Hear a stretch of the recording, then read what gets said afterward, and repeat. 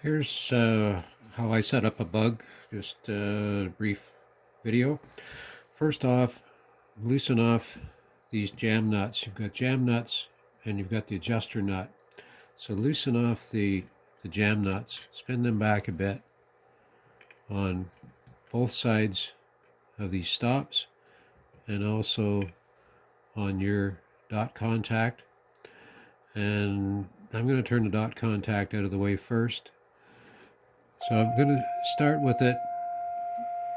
You want this contact, or this point here, so that you have the damper right here.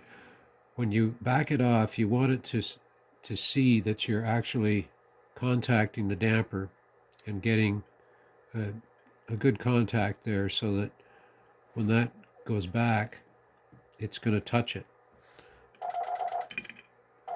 So you see how when it comes back, it actually flips that damper.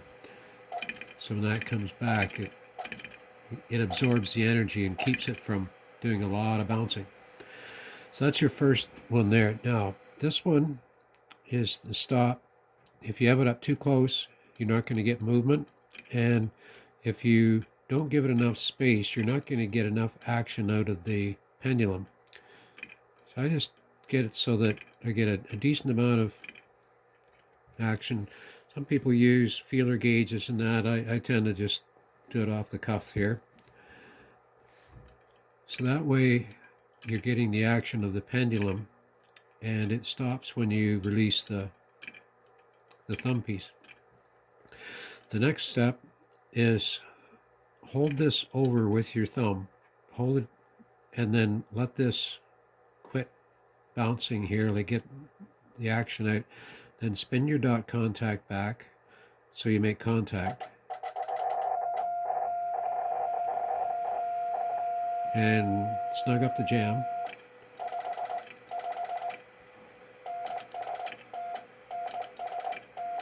So you may want to just adjust this a bit closer or a bit further away just to try it. I'm getting a little bit of scratchiness there. So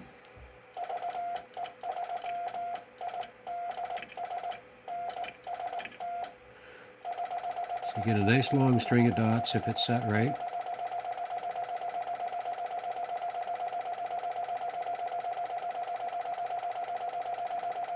Once it's done, all the big long string,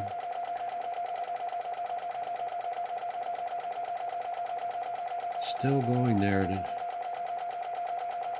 It's just on the edge of making contact.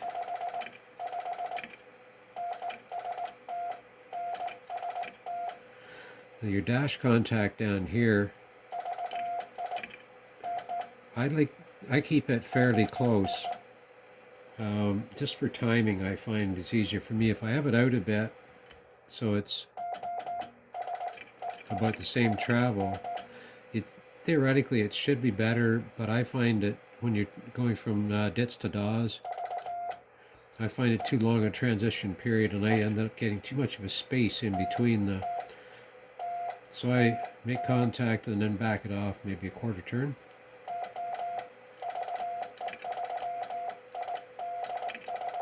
I find the transition between dots and dashes to be better spacing. I get about 1 dot space between the two characters when I'm making a letter.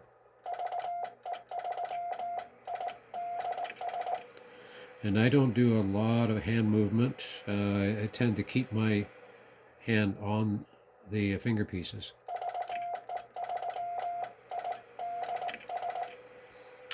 I keep a little bit of spacing here. This, and I just kind of alternate back and forth as needed.